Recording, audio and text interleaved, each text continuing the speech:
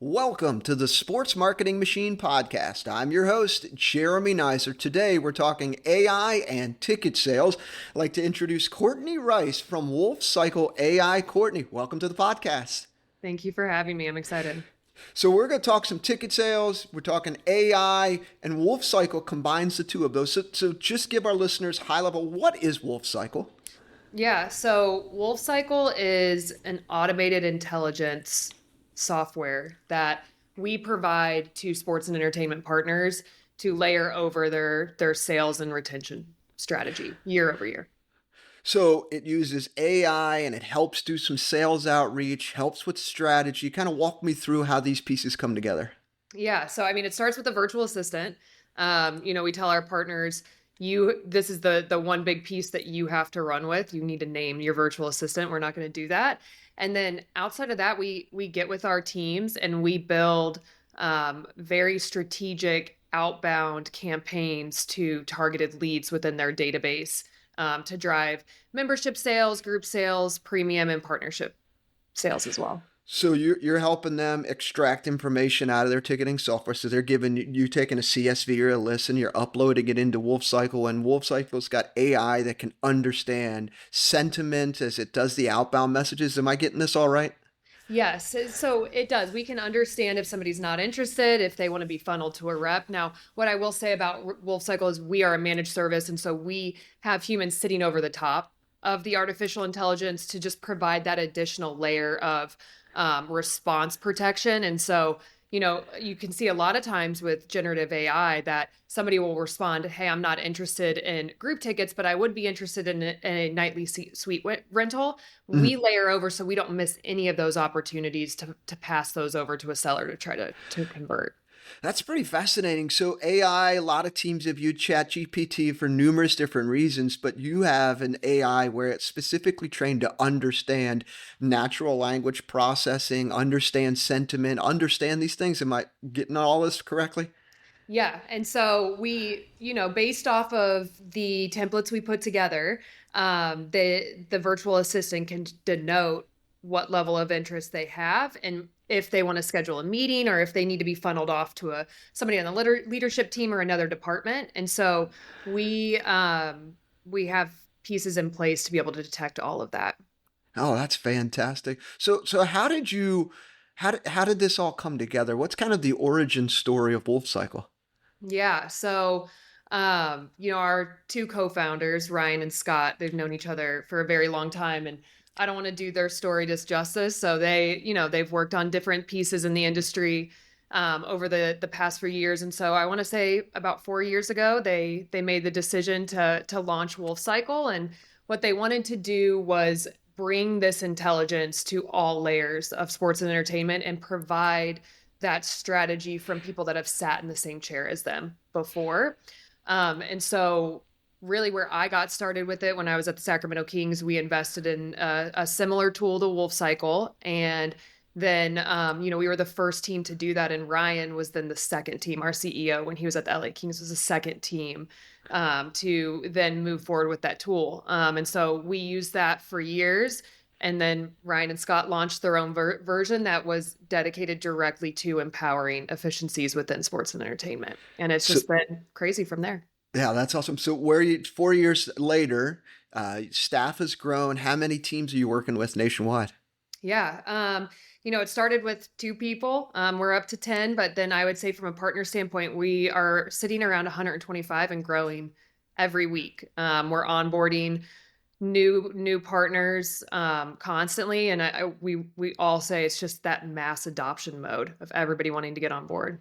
Yeah, no doubt about that. Because I'm sure if you think about sports teams, I'm just going to use University of Southern California. They've Yeah. got football programs. They probably have an email list that's or ticket buyers from the last 3 years. It's in the hundreds of thousands because of how big the stadium is there. So how would this work? They come to you and say, "Okay, can you help us, Courtney? What would this look like? What would step one look like?" Yeah, I think it's custom per partner because what are they trying, what initiatives and goals are they driving towards? Is it a revenue play? Is it an FSE play? Is it an attendance? What exactly are we looking to help fill? And from there, we will take that and recommend what type of campaigns to do. And so, for a program like USC, if they want to drive new memberships, like that's the type of campaign we'll pull for. And then, given the amount of teams we're working with, we help talk through what type of audiences to go after too, that where we've seen the highest engagement. Oh, that's fantastic. And they can run multiple campaigns at the same time, or is it just one campaign? Hey, we're just doing group sales this month or memberships this month. How would that look? So each virtual assistant is fluid. So they can be running multiple campaigns across all verticals, but what it really comes down to is the amount of leads they want to hit in a certain window. And so based off of that, we kind of dial back into, hey, based off of those 1,000 leads for this campaign, this is what you can do for your group sales campaign too. So we just want to make sure that the bandwidth is managed and that we're maximizing the outreach. Yeah, I love this, and you're working with the team. You've got a lot of experience with sports, and you've got folks on the staff that have worked in sports, made sales calls, have done it all, understands the efficiencies and understands strategy. So when you sit down with team, you're talking through, okay, what are your goals? You're trying to hit groups, you're trying to sell more season tickets, trying to do more single games, and then from there you just set things up and off it goes, right? Yeah, and then, I think, one of the things we talked about is we're a managed service. And Hmm. so, a lot of times you do a partnership with a SaaS company and excuse me, they say, okay, here it is. Here's the onboarding. You run with it. You got this. And then it's like, okay, I need to figure out how to make this work for my organization. We come in and we handle that strategy alongside them throughout the entire partnership. So we do biweekly status meetings with every partner where we talk through active campaigns, ROI, future campaigns. We drive all of that. And we have copywriters on staff who will cultivate that copy for them so they don't have to sit down and be like, okay, I got to put together another new membership campaign copy with 5 touch points to go out. We'll cultivate that for them and let them make edits. And so we are constantly finding ways to just drive that initiative forward so that they don't have to think about it. So inside of WolfCycle, let's use USC as an example. So we've got the list, we've gone through the strategy. We say, hey, we're going to go after memberships. The WolfCycle is going to go out, the software is going to run, and the AI is going to send out emails every single day. Someone doesn't respond, it's going to send a follow up email a week later or what have you, right? And if someone does respond, the AI is going to respond on behalf of the staff, and like they're an employee, right? They're just a virtual employee. Yeah, they are. So that the signature is ticket sales and service coordinator, partnerships coordinator. Mm-hmm. Now, one of the things we do is we like to manage the responses before they're sent out. So the AI piece will cultivate the message and our team layers over the top to approve it before we go out because we want to make sure that if it is a response that is unique and needs customization, that the software isn't just driving a generic response. So we provide another layer of automated intelligence beyond the AI. Yeah, love it. So this makes it super simple. And from a team perspective, you're a whole lot more efficient because I know there's some teams out there. You can't call 150 people in a day. Those days are long behind us, right? Yeah. You can't expect your inside sales team to do the same thing. It's just simply that not that hard, not that easy right now. So I love the fact that WolfCycle can help with this and it just does the outbound reach. So let's talk a little bit about some success stories. Yeah.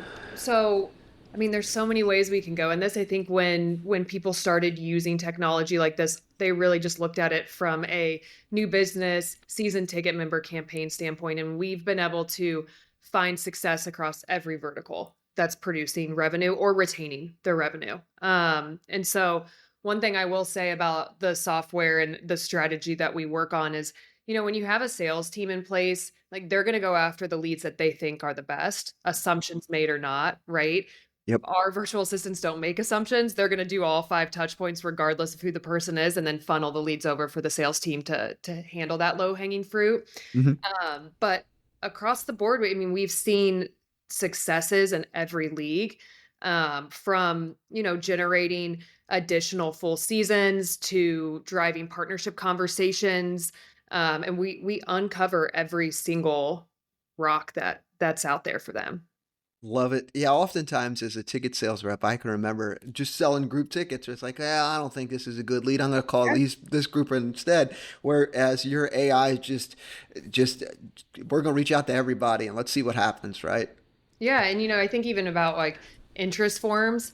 if you don't get a hold of an interest form person within a couple touch points, most sellers are like, all right, I'm going to close this out. That Mm. we see teams funnel those meta forms into us now to start that conversation, to book the meetings for the sellers so that they can focus on the best conversations and not have to chase people that maybe haphazardly submitted an interest form at some point. Sure, sure, sure. So your AI's going after these folks and trying to get them to come back and at least have more dialogue with the sales team and see the sales team does what it needs to do. And from a sales team perspective, you would prefer them working the warmest leads, truth be told, because if they're spending a lot of time doing outbound cold sales, they're not getting closer to hitting their goals. So, Right. And so we're uncovering that for them. Even, non-renewed season ticket members is a great example of that because they opted out or they said they're not coming back and they'll change their mind a couple months later.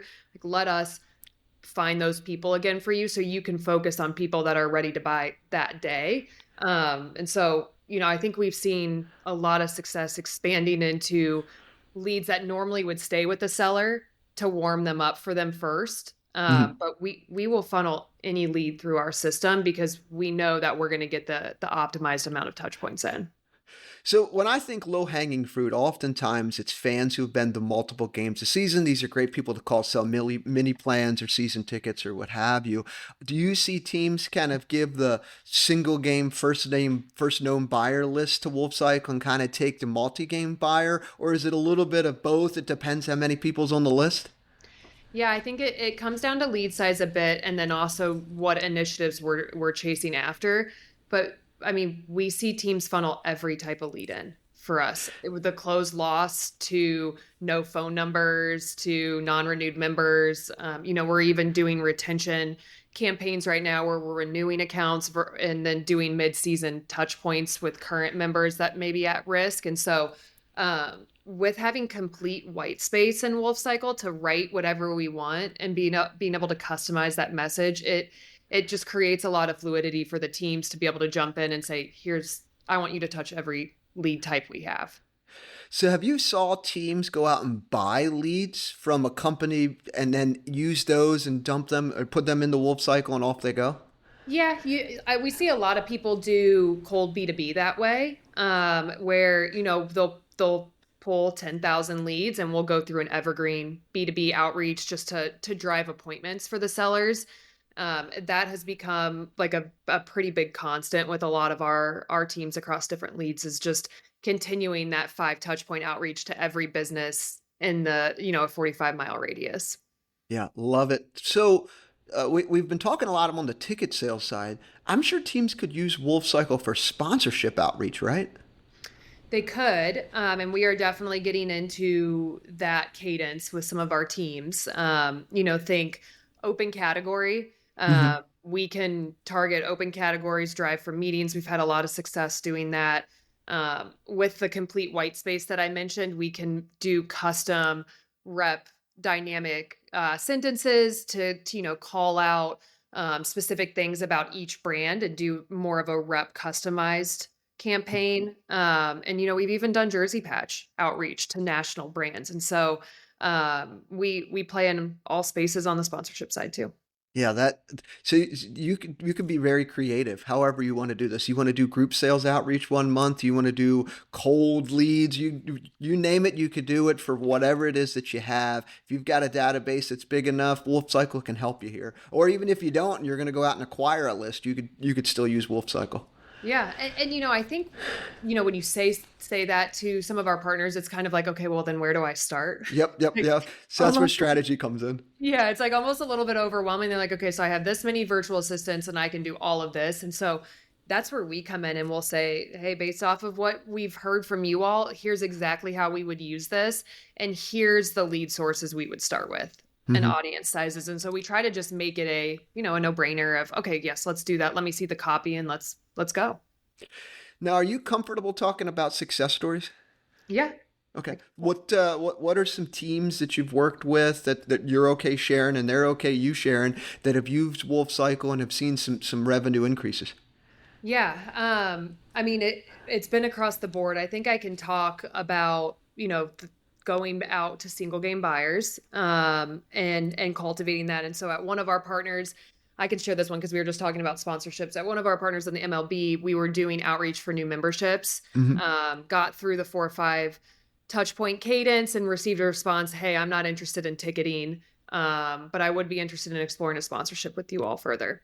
So with generative AI, that would just be a non-interested cadence. Hmm. Since we layer over the top, we caught that one, we passed it to the sponsorship team, and they were able to close a sponsorship from That's that cadence. fantastic. So cross-selling at its finest by a virtual Hmm. assistant. Another thing that we're seeing a lot of success with one of our NFL partners, we have taken their premium ticket transfers and go through just more of an awareness campaign, but driving for an appointment with the rep to learn more about what they have to offer. And, this premium transfer prospect, I believe, was 2, 3 years old. And we were just going, like, that's a great example of like leads a rep's never going to touch. So we're going Correct. through this 5 touch point campaign. And they reached out with some interest, raised their hands. We did the handover, and the rep was able to close them for 5 PSLs for like Wow. $700,000. So, Wow. you think a rep maybe would get to out of the blue at some point, or a marketing email goes out to Hmm. them like one time and they open it and maybe they raise their hand, but like funneling a lead like that through our system guarantees that they're going to get engagement that they're not going to receive with the sales team. And so we were able to create that opportunity for them. One other example I'll show you or talk to you about that I think has been really successful that we're replicating that doesn't have like a true ROI, like new revenue number tied to it, but we've started to really play in the retention space. And so we went out to at-risk accounts with one of our MBA partners, and just did a mid-season engagement touch point to see how they were feeling. We got some responses where they said, hey, I'm thinking about opting out. And so it's just nice to get a response like that before the auto renewal or opt Hmm. out period so that the service rep can then go and say, okay, what can I do to get this person back on board proactively and not wait knowing that they're not attending games or this isn't, you know what I mean? And so we Hmm. we helped create some additional saves conversations for them well in advance of their renewal period. And so that went really well. They saved some of those accounts and like we're going to bring it back again this time around. That's such a marvelous point. So looking at data from sports teams, I can see scan rates of season ticket holders. It's a great example where last year X season ticket holder was at 50%, this year at 30%. Like, and I'm Yeah. like, these are the people that have warning messages you need to reach out to figure out how you can help them use your tickets. But sometimes your ticket sales staff has got a lot going on, they're busy. This is such a great way to be able to follow back up and just say, hey, what's going on? How can we help you use your tickets and save season ticket holders? Because and oftentimes that's the lifeblood for a lot of teams for sure. It is. And it's just nice to be able to create those proactive conversations for them so that they know where to focus their time. And they're not, sometimes introducing a new voice into the conversation on the service side, but while still saying, hey, I'm reaching out on behalf of Jeremy, your service representative. I wanted to check in and see, scale of 1 to 10, how are you feeling with your membership, whatever it may be. Mm-hmm. It's just nice to be able to help create that engagement. Yeah, and I think that is definitely one of the levers that teams should be focusing on is how do we get people to use their tickets because that increases per cap, sells more merch, all the things, right? And then the second piece is how do you turn first known buyers, single game people who've only been to one game this year, how do you get them to multiple games? And I think that's a spot there too that you could use it, right? Yeah, we can. We even have some click to buy campaigns going on right now in the NHL where, they've released their 6 game packs and their flex plans. And so we'll take some of those multi-game buyers and put them through a cadence where they can go direct to purchase instead of driving to a rep. We see the most success when we drive to a seller, but Mm-hmm. what we can do is those 6 game pack purchasers are then funneled into a campaign with us for upsell Mm-hmm. afterwards too. So we know we just create new layers of trying to top down sell them. Mm-hmm. But click to buy is very popular, and that's a great way to get a single game buyer into multi game by creating that awareness around some of these more flexible plans that everybody's coming out with. Yep. In fact, I did an email just the other day. I went to an Oakland A's game, bought a ticket for the family, and got an email the other day about a specific flexible plan that was only available to people who are single game buyers, first known buyers, and what have you. So I know exactly what you're talking about, and it Yeah. works because I looked at the plan. I was like, Oh, actually, this is a good deal. So, yeah. yeah, And people totally aren't get it. aware of that. You even think about, I only want to go to games on weekends. Like there's so many people that will buy a single game ticket off the secondary that had no idea they could have gone and purchased a weekend planned Hmm. and had that flexibility around their schedule. And so we as they get through their sales cycle, you'll see our especially new business initiatives going from full season to half to mini to flex, and we'll funnel people through all of those cadences. And so sometimes you'll see a lead that's been in the system and they've been through 4 campaigns, and we get to the flex and they're like, hey, I'm interested in this. And you can see this whole life cycle of engagement that we've gone through where they didn't engage with full seasons, they said not interested in this, whatever it may be. And so we track that too and can show that this continuous engagement from a sales cycle standpoint can help bring people back to the stadium and arena. I love the fact that you're talking about the data side of things. So when you're sitting down and you're doing these success calls and these weekly or biweekly or every month or however your calls are with teams and you structure those, but you sit down, you can actually show them, hey, this person has shown interest and we've sent them 38 emails, right? So you've got a lot of data, right? Yeah, we do. We can see how many emails they've received, if they've responded, opens, clicks, all of that. Now, one of the things we talk to our partners about a lot is we can only see everything up until it's handed to a rep, right? And Mm-hmm. then the ROI from a revenue standpoint is what we need them to report back to us on, because here's where the gap could exist that we constantly try to fill is we could do what we think is a phenomenal campaign. We do, 100 handovers, there are 25 of them booked directly for a meeting, and we're like, okay, this is great, we love this. And then we hear back from the team and they're like, hey, they didn't know that they were going to be buying a membership, like we need to Mm-hmm. be more direct about this, or Sure. we didn't convert as many on this. And so that gives us the chance to then go back in and alter the copy, talk about the leads that we're going after, and then give it another try. And so that helps create the ROI even better at that point. And so that's what we try to talk about on the status calls too. Yeah, and that's probably one of the things too, knowing your experience, and you say, okay, we handed over 100 of these. We've got pretty good polished emails. The folks Yeah. that we've handed over, and you've only closed 10, you could probably know if you're working with a good sales team or not, right?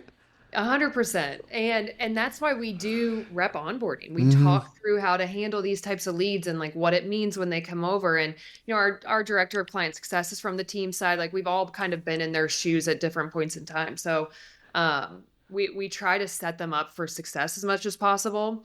And the nice thing about our system too is we can variant test, we can do A/B testing to see what type of copy works best. And so we have a bunch of different levers we can pull to try to create revenue.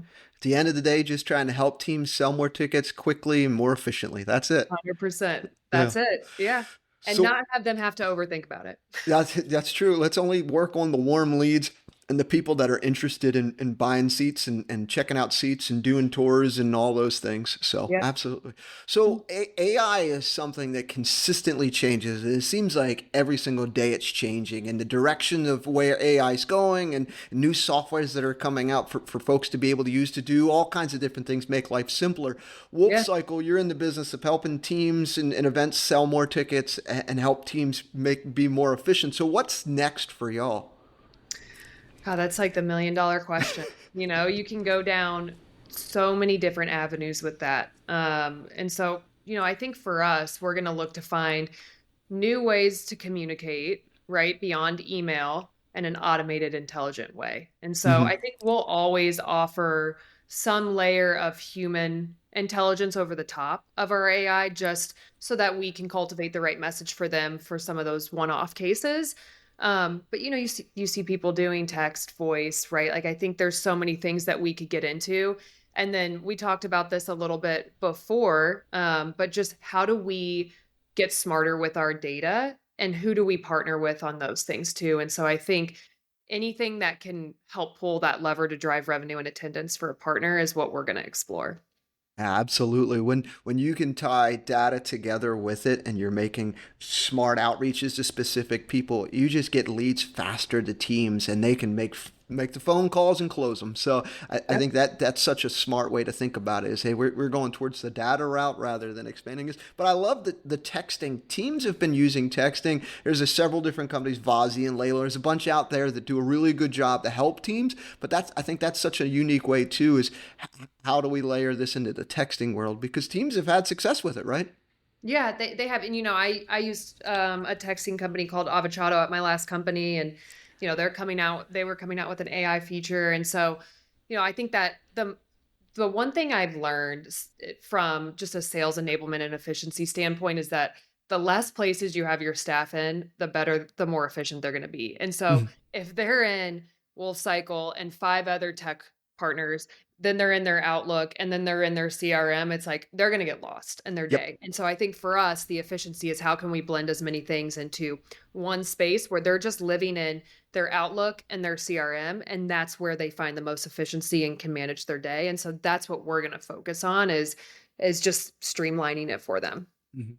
I Uh, think about universities, student support, getting students to sporting events. yeah, Oftentimes, it's the high level. It's easy at University of Alabama and USC and some of these, but your mid majors, even some of your Big East basketball teams, some of those, but they feel like it's harder to get students. You could use Wolf Cycle on the email side to do it, but then eventually, if you evolve to the texting, I think that would work as well, right? yeah, I think so because you have a 99% open rate with text, right? Because Hmm. everybody's on their phone all the time. I Yep. would say like if you call me, I'm probably not going to answer it, but if you text me, I will probably read it within 2 minutes and respond if I can. And so it's the easiest way. I think one of the things that we see a lot of our collegiate partners focusing on is just engaging in young alumni to come back and be involved too. And so we see a lot of campaigns around that about building awareness on what you can do as a young alumni and what type of special offers you have as you enter the job market and the world of, not living in the college space anymore. And so we see a lot of our collegiate teams just trying to drive awareness to this new generation that's leaving and jumping into the workforce. And I think about this as well, the opportunity to help college and universities kind of on the donation side of things and the Yeah. philanthropy side. Such a great opportunity where they can't hit all the alums and they're probably working with the top 100, but all those other folks, they want to donate in some form or fashion. So I think Wolf Cycle is a great opportunity to be able to help with that. Yeah, and what I appreciate too with the donation campaigns we've done is we can build that draft copy for them, but then we want to make sure that the brand and the voice that we're going out with is authentic to that team. And Mhm. so we've tried a ton of A/B testing on the donation side to just see what people will respond better with on. And so, between young alumni donations and then just driving packages, even Olympic sports as well, like those are all areas that we've supported in. So whether if you're at the major league level, on the highest level, or even at the minor league level, or even semi-pro and what have you, Wolf Cycle's got something for you to be able to help you sell more tickets, and you've got the strategy behind it by sitting down with the teams and helping them understand what's best for them. 100%. And being that managed service, we're spending that same dedicated time with every partner, regardless of what league you're in. And so we work on a monthly retainer. We're not a long-term contract partner. We want to work for your business month over month, and so we know we need to earn it. And so that's how we present to everybody. We'll take the time to make sure whatever you need to fill, we're helping build that strategy with you. Love it. So if a team is interested, or a university, whomever it may be, what's the best way to get a hold of y'all? Email me.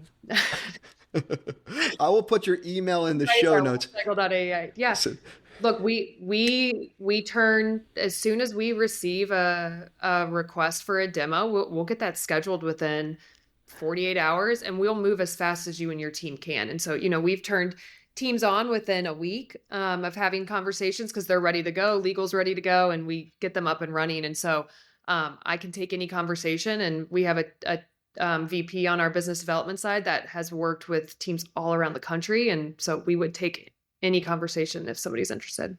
Fantastic. Well, Courtney, I appreciate your time. Love talking WolfCycle. Love talking the evolution of selling more tickets and making it easier for teams.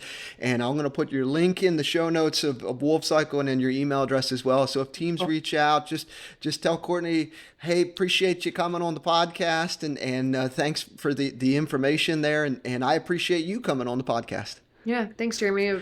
I appreciate you having me. It's been great.